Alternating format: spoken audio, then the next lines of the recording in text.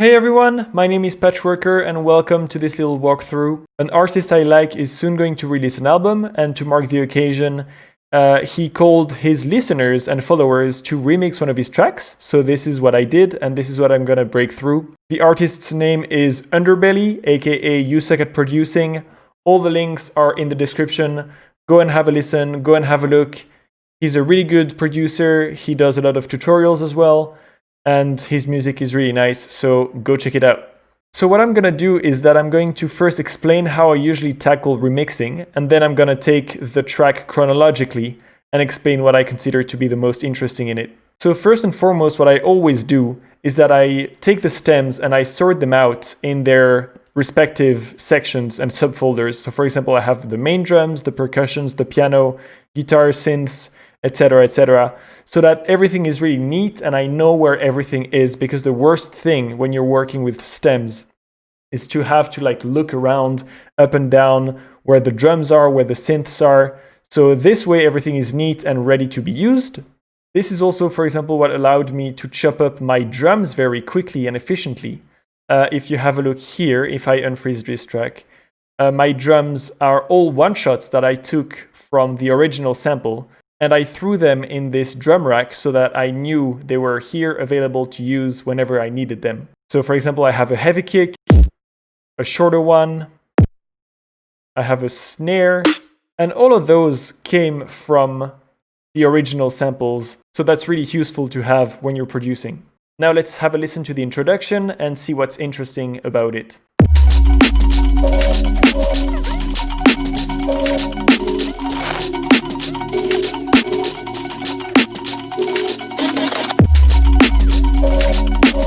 So what I think is the most interesting happens here in the pianos subgroup, and it sounds like this.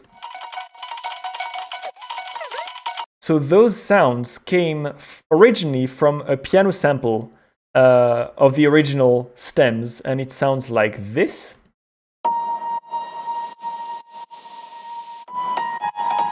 And I used a Max for Live device called Grain Freeze. So if I turn it on, I can play a bit of it and then click ready, and it will freeze this little sample that's just been played. So here it is. Now the sample has been frozen. So if I mess around with the position here, you will be able to hear the sample. Then I can mess around with the frequency at which the grains appear. But basically this allowed me to come up with those kind of sounds.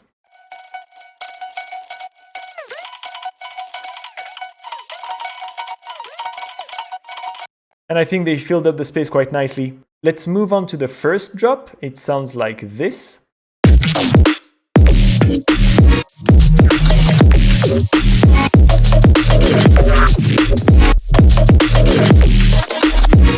So there's a bunch of stuff going on. I have the main drums and the top drums playing, of course.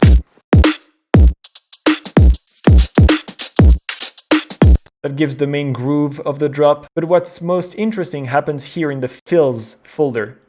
If I start with the fills here, they sound like this.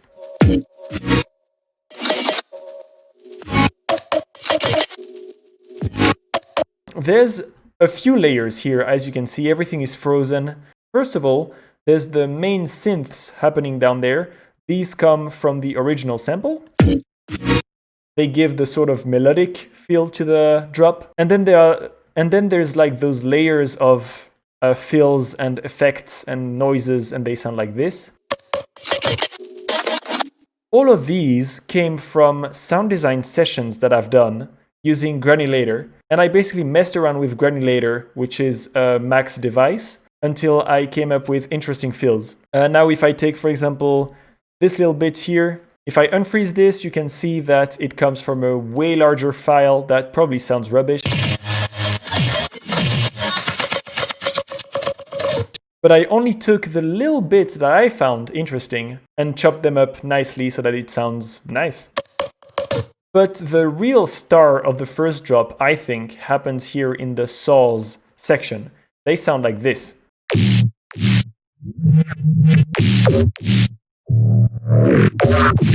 And I knew I wanted some kind of neuro basses in the drop, but I didn't want to take the same ones as in the original track. So let me show you what I did. In this sound design folder, I have the original patch. Without all the effects, I just took one sample coming from the neuro basses of the original track, and it sounds like this.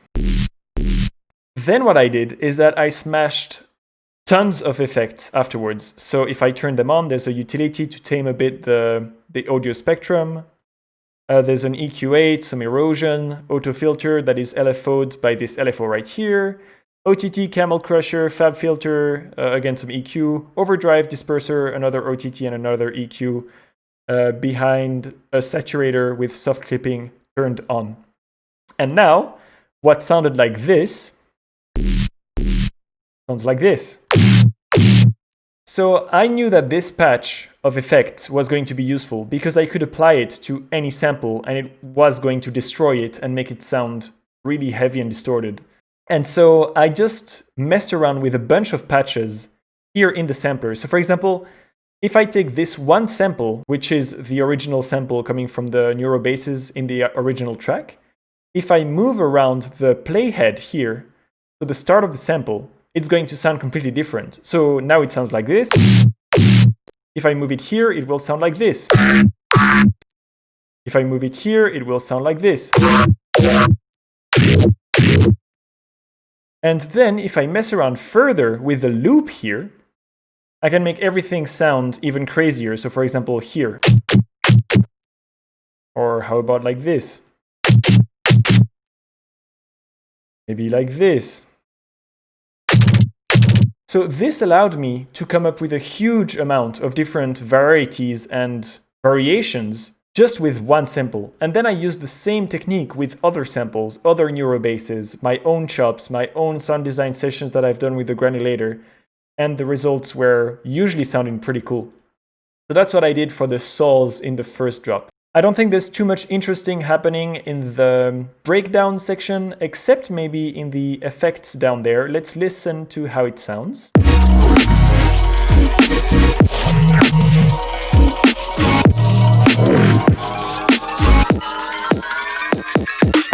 So if I have a look at the effects down there, I have those three razors and they sound like this. What I've done is that for each of those cases, there's a sampler here, and it plays a loop of a certain sample. I think here it's just a tiny loop of some of the original track. Then in this one, there's something else. I think this sample came from the sound design sessions I've done earlier. But basically all of those have a pitch bend automated in the actual clip so that they all raise of 12 semitones to increase the energy before the drop. Now let's have a listen to the last drop.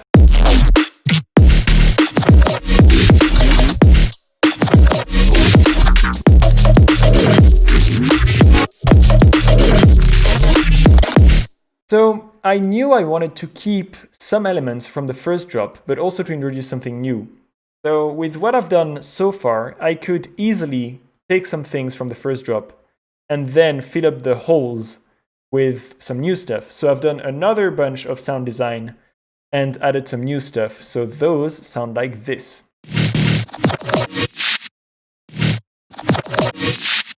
So I basically applied the same techniques as before to come up with something new, but still somewhat related to the sonorities introduced in the first drop. And let's have a listen to the outro now. It sounds like this.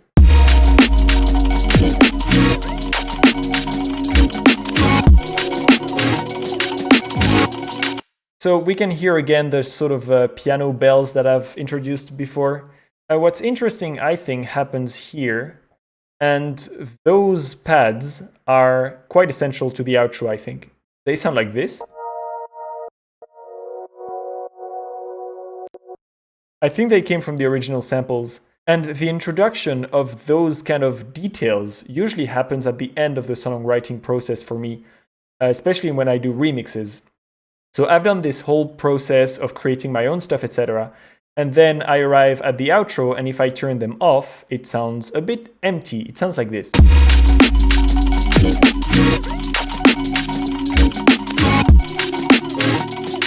If I turn them on now,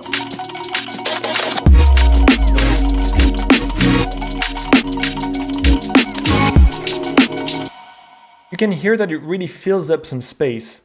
And this is usually what I do at the end of the process. I've done some stuff, I know what's missing, sort of. In this case, it was a pad. And then I can just directly go in the stems and find some stuff that I can use in order to fill those gaps. So I've done this with those pads here. I think I've done this in the intro as well with another pad, which sounds like this.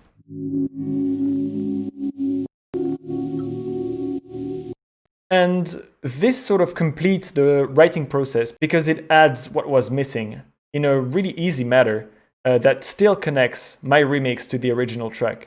So there you go. This was my remix of the track called Self-Checkout by Underbelly.